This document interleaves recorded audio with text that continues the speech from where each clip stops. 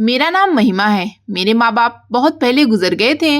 मैं अपने भाई के साथ रहती थी, इसलिए जब मेरे भाई की शादी का वक्त आया तो मुझे बहुत ज्यादा फिक्र सताने लगी कि अगर कोई बाहर की लड़की हमारे घर आएगी तो वो मेरे भाई को मुझसे दूर कर देगी।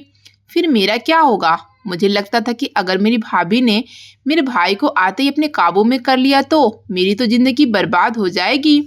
यही सोचते सोचते एक दिन मुझे ख्याल आया कि क्यों ना मैं किसी ऐसी लड़की से अपने भाई की शादी करवाऊं जो मेरे लिए गैर ना हो, बल्कि वह मुझसे पहले से ही मोहब्बत करती हो।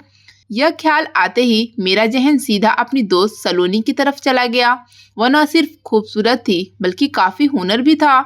उसे सिलाई का हुनर भी आता था और वह मुझसे मोहब्बत भी करती थी। मेरी नज़र से देखा जाता तो वह एक बेहतरीन भाभी साबित हो सकती थी। मेरी दोस्ती सिर्फ सलोनी से ही नहीं थी बल्कि उसके घर वालों से भी मेरे बहुत अच्छे ताल्लुकात थे। इसलिए मैंने अपने भाई से सलोनी के हवाले से बात की तो भाई ने हैरत से मुझे देखा। कहने लगे, यह तुम्हें अचानक सलोनी का ख्याल क्यों आ गया। मैंने सारी बात भाई के सामने बयान कर दी कि मुझे लगता है कि भाभी आएगी तो भाई बदल जाएगा। मेरी बात सुनकर भाई जोर जोर से हंसे। कहने लगे कि अगर ऐसी बात है तो ठीक है, तुम्हें जो लड़की सही लगती है तुम उससे मेरा रिश्ता करवा दो, लेकिन याद रखना मैं कभी भी तुम्हारे साथ नहीं बदलूंगा। माँ बाप के जाने के बाद जिस तरह मैंने तुम्हें सीने से लगाकर रखा है, आइंदा भी तुम्हें इसी तरह अपने सीने से लगाकर रखूंगा। फिर भाई की इजाजत देते ही मैं शाम को सलोनी के घर पहुंच गई। मेरे सर पर किसी बड़े का साया नहीं था, इसलिए यह मुश्किल काम मुझे खुद ही करना था। फिर मैंने सलोनी से पूछे बगैर ही डायरेक्ट सलोनी की मम्मी से बात की। मेरी और सलोनी की दोस्ती को काफी साल गुजर चुके थे। उसकी मम्मी मेरे भाई को पहचानती भी थी, क्योंकि भाई अक्सर ही मुझे सलोनी के घर से लेने और छोड़ने के लिए जाते थे। वह कहने लगी, बेटी मैं सलोनी के पापा से बात करूंगी और फिर सलोनी की मर्जी जानकर ही हामी भर लूंगी। लेकिन सलोनी की मम्मी के चेहरे की चमक बता रही थी कि उन्हें इस रिश्ते पर कोई एतराज नहीं है। फिर जब मैंने सलोनी को इस बारे में बताया तो वह उछल पड़ी। गुस्से में कहने लगी कि पहले तुम मुझसे तो बात करती, तुमने तो सीधा मेरी मम्मी से बात कर ली। पता नहीं तुम्हारा भाई मुझे पसंद करेगा या नहीं। ऐसा ना हो तुम्हारे भाई की जिंदगी में पहले से कोई और लड़की मौजूद हो। सलोनी बहुत अजीबोगरीब सी बातें करने लगी। उसकी बातें सुनकर मैं हैरान रह गई। मैंने उसे कहा, मैं भाई से पूछकर यहाँ आई हूँ, तुम फिक्र ना करो। एक दफा तुम मेरी भाभी बन जाओगी तो फिर तुम मेरे घर में राज करोगी। हम दोनों सहेलियां मिलकर खूब मजे करेंगे। मेरी बात सुनकर वह धीरे से मुस्कुरा दी। फिर 2 दिन गुजरे तो सलोनी की मम्मी का फोन आया। वह कहने लगी, हमें इस रिश्ते पर कोई एतराज नहीं है। मेरी तो खुशी की इंतहा न रही। मेरी पक्की सहेली मेरी भाभी बनने जा रही थी। इससे ज्यादा अच्छी और क्या बात हो सकती थी। और फिर जब हम सलोनी के घर बकायदा रस्म करने के लिए गए तो मैं और मेरा भाई बस हम दोनों ही थे। मैंने सलोनी को दुपट्टा पहनाया, मिठाई खिलाई तो उसके चेहरे पर कोई खास खुशी नहीं थी। मैंने धीरे से उससे पूछा कि क्या तुम खुश नहीं हो। उसने दबे दबे लहजे में कहा, मैं इसी मोहल्ले में शादी होकर जाना नहीं चाहती। मुझे किसी अच्छी जगह शादी होकर जाना था, लेकिन तुम्हारी वजह से अब मैं इसी पुराने मोहल्ले में रह जाऊंगी। उसकी बात सुनकर मुझे हंसी आ गई। मैंने कहा, ठीक है, अगर तुम कहोगे तो हम किसी बड़े मोहल्ले में शिफ्ट हो जाएंगे। इसमें इतना बुरा मुंह बनाने की क्या बात है। मेरी यह बात सुनकर सलोनी का मिजाज बिल्कुल ठीक हो गया और वह फिर मेरे साथ नॉर्मल हो गई। हम दोनों ने खूब एंजॉय किया और रस्म भी अच्छी तरह निपट गई। भाई और सलोनी की मैंने तन्हाई में मुलाकात भी करवाई। सलोनी इतनी खूबसूरत थी कि भाई को इस रिश्ते पर बिल्कुल भी एतराज नहीं हुआ था। फिर हमने जल्दी शादी की बात की तो सलोनी के घर वालों ने मना नहीं किया, बल्कि महीने भर बाद की शादी की तारीख भी दे दी। यह 1 महीना बहुत तेजी से गुजर गया। मैंने अपनी नौकरी से कुछ दिनों के लिए छुट्टियां ले ली थी। कुछ भाई ने, फिर हम दोनों ने मिलकर शॉपिंग कर ली। हम ज्यादातर शॉपिंग पर सलोनी को भी साथ ले जाते थे। सलोनी की पसंद काफी महंगी थी। वह हर महंगी चीज पर हाथ रखती थी। भाई तो उसकी पसंद देखकर परेशान होते थे, लेकिन मैं कहती थी कि तसल्ली रखें, मैं इतने सालों से नौकरी कर रही थी, मेरे पास अच्छे खासे पैसे थे। फिर हमारे घर के हालात भी ठीक ठाक ही थे। हमें फाइनेंशियली कुछ इतने प्रॉब्लम नहीं थे। इसलिए मैंने भाई से कहा कि जो सलोनी को पसंद है हम उसे वही दिलवाएंगे। और फिर सलोनी ने अपने लिए महंगी महंगी शॉपिंग की। एक खूबसूरत दुल्हन का रूप धरकर वह हमारे घर चली आई। उसके आने से मुझे लगा मेरा घर पूरा हो गया। बहुत अरसे से मैं अपने आप को तन्हा महसूस करती थी। मुझे किसी औरत का साथ चाहिए था, जो सलोनी के रूप में मुझे मिल गया था। लेकिन शादी के कुछ अरसे के बाद मुझे एहसास हुआ कि सलोनी वैसी नहीं है जैसा मैं उसे समझती थी। एक दोस्त होना अलग बात है और एक भाभी होना अलग। वो छोटी छोटी बातों पर नाराज हो जाती। अगर भाई जरा भी उसकी परवाह ना करते तो वो लड़ाई झगड़ों पर उतर आती और फिर मेरे समझाने पर खामोश होती। शादी को 15 दिन गुजरे तो उसने यह कहकर सिलाई का काम शुरू कर दिया कि भाई उसे ज्यादा खर्चे के पैसे नहीं देते।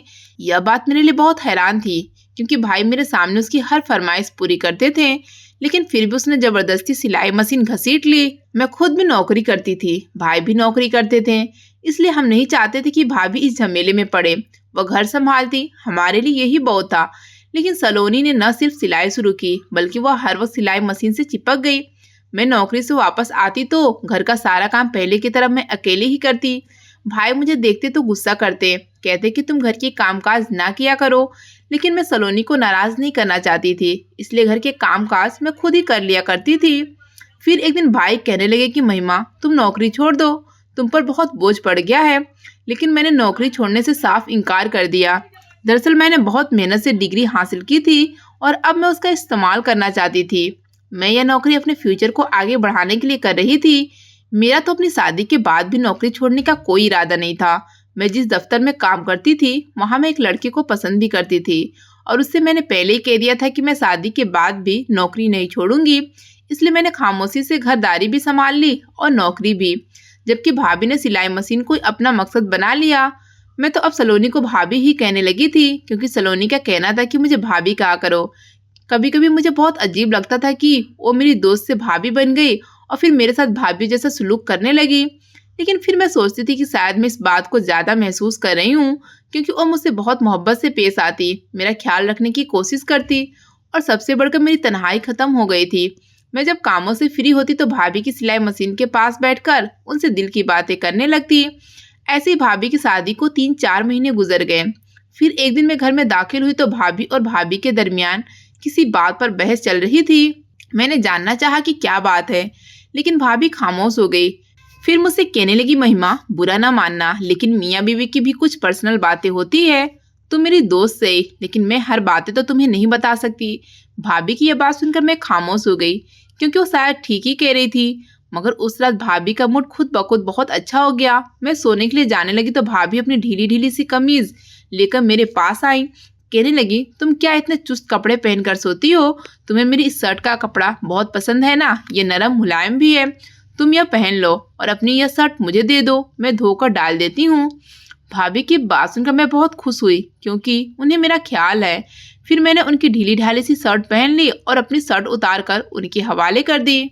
वह मेरी शर्ट लेकर यह कहकर चली गई कि मैं इसे धोकर सुखा दूंगी, अब तुम सुकून से सो जाओ। और मैं थकी हारी सोने के लिए लेट गई।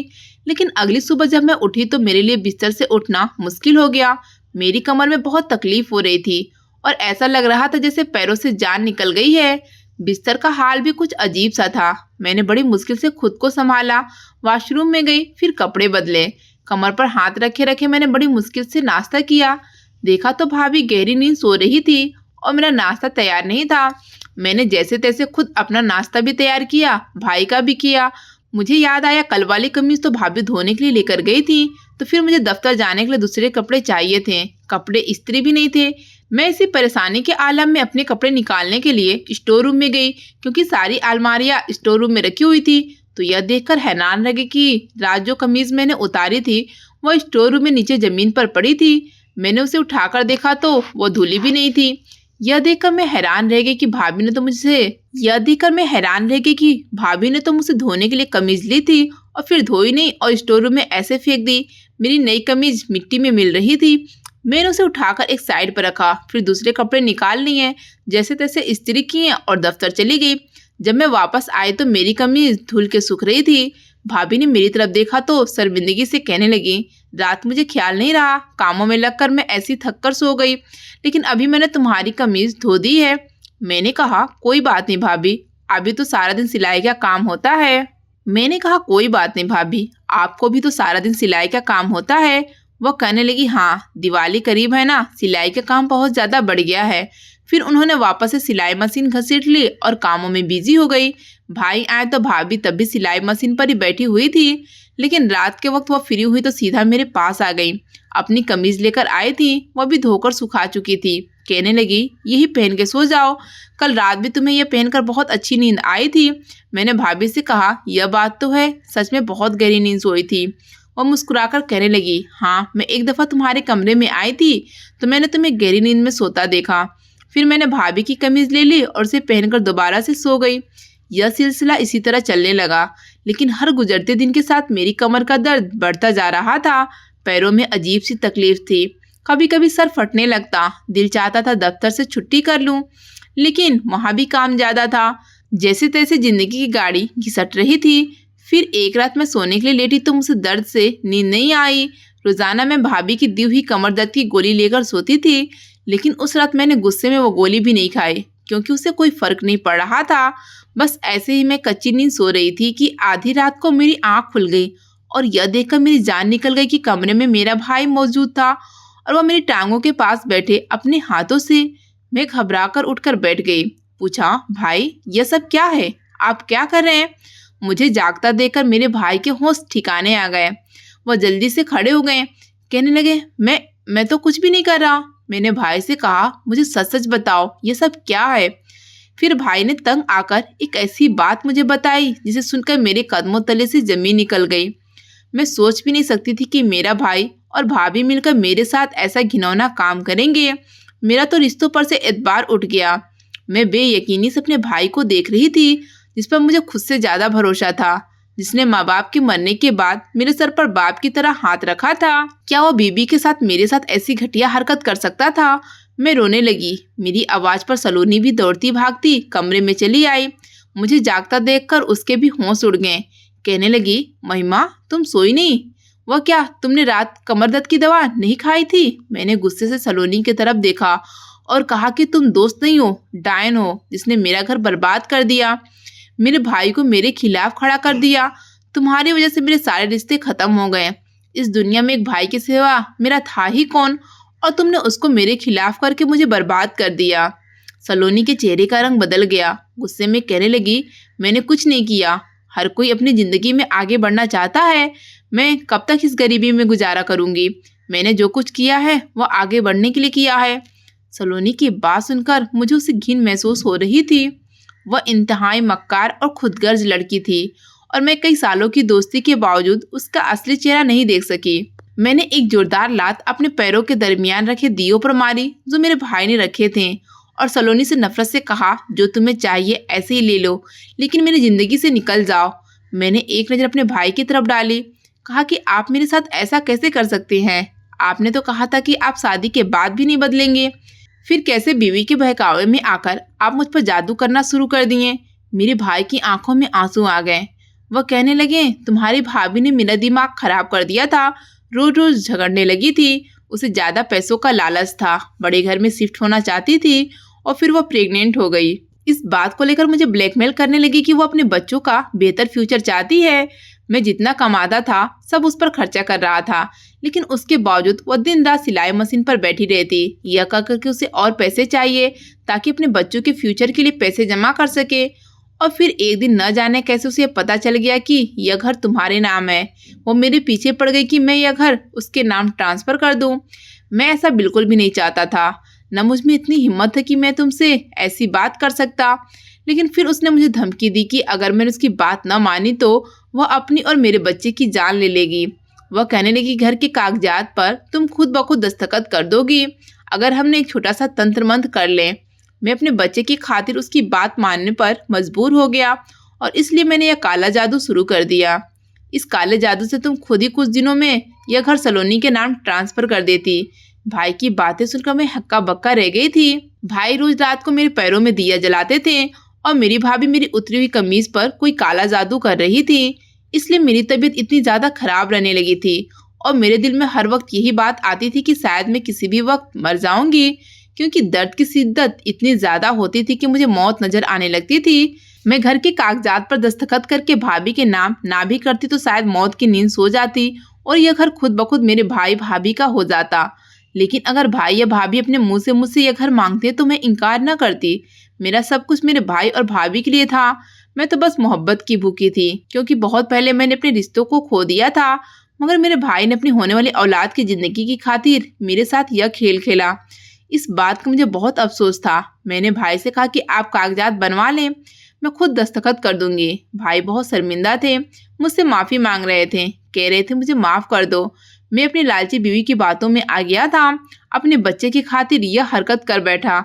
मगर मुझे किसी से कोई गिला शिकवा नहीं रहा था। जब इंसान का दिल टूट जाए तो फिर शिकवे शिकायतें करने का दिल नहीं करता। इसलिए मैंने खुद ही सारे कागजात तैयार करवाए और यह घर भाई के नाम ट्रांसफर कर दिया। सलोनी से बातचीत मैंने पूरी तरह बंद कर दी थी। वह तो मेरी उतरी हुई कमीजों पर जादू करने वाली औरत थी। मैं उसे मोहब्बत की उम्मीद कैसे रख सकती थी। मैं जिस लड़के से मोहब्बत करती थी, मैंने उसे कहा कि वो मुझसे शादी कर ले। वह फौरन राजी हो गया। फिर उसने मेरे लिए रिश्ता भेजा। भाई मेरी धूमधाम से शादी करना चाहते थे, लेकिन मुझे अब अपने भाई भाभी से एक चीज की भी तमन्ना नहीं थी। अगर हालात आम होते तो शायद मैं भी दूसरी लड़कियों की तरह बड़े अरमानों से ख्वाहिश के साथ अपने घर से धूमधाम से विदा होती। लेकिन अब सब कुछ बदल गया था, इसलिए मैंने खामोशी से अपने पति के साथ यह घर छोड़ गई। कुछ ही दिन गुजरे थे कि मेरे भाई का फोन आया। वह बहुत रो रहे थे। फिर उन्होंने मुझे बताया कि उनका बच्चा एबॉर्ट हो गया है। वह जिसके प्रेगनेंसी की खबर भी मेरी भाभी ने मुझसे छुपाई, उसके एबॉर्ट होने की खबर भाई ने रो रो कर मुझे सुनाई। अपने भाई के आंसू पर मेरा दिल पसीज गया। मैं सब कुछ भुलाकर हॉस्पिटल पहुंची तो सलोनी की हालत बहुत खराब थी। भाई रोते हुए कहने लगे कि जो लोग काला जादू करते हैं उनकी औलाद जिंदा नहीं रहती। यह बात मुझे बिल्कुल मालूम नहीं थी, लेकिन कुछ दिनों पहले एक कथा में मैंने यह बात सुनी कि काला जादू करने वाले के बच्चे मर जाते हैं। उस दिन से ही मेरे दिल में यह डर बैठ गया था और आज देख लो, मेरा बच्चा इस दुनिया से चला गया और अब सलोनी कभी मां नहीं बन सकती। मैं भाई को दिलासा देकर सलोनी के पास पहुंची तो उसने अपना मुंह फेर लिया। उसकी आंखों से आंसू बह रहे थे। रोते हुए कहने लगी, मैं इस काबिल नहीं हूँ कि तुम मेरे पास आओ। मैंने तुम्हारी जिंदगी बर्बाद करनी चाहे, तुम्हें मारना चाहा, तुम्हारे घर अपने नाम करवाने के लिए तुम पर काला जादू करवाया, और देखो आज मेरी वो औलाद ही नहीं रही जिसका मुझे बेहतर फ्यूचर चाहिए था, और ना अब मैं कभी माँ बन सकती हूँ। सलोनी के आंसू मुझे तकलीफ दे रहे थे। मैंने आगे बढ़कर उसे सीने से लगाया, कहा कि शायद भगवान को यही मंजूर था। मैंने दिल से उसे माफ कर दिया और अपने भाई को भी। आज मेरा भाई और मेरी भाभी उसी घर में एक खामोशी जिंदगी गुजार रहे हैं। मेरी भाभी बिल्कुल गुमसुम सी हो गई हैं। मैं जब भी जाती हूँ मुझसे माफी मांगती हैं, जबकि मैं उसे माफ कर चुकी हूँ। मैं बस सबसे यही कहना चाहती हूँ कि इंसान को कभी भी पैसों के पीछे इतना पागल नहीं होना चाहिए कि वो जिंदगी में हासिल रिश्तों को कुर्बान कर दे, जैसे सलोनी ने किया। अगर वो घर अपने नाम ना करवाना चाहती तो भी वो घर उसी का था।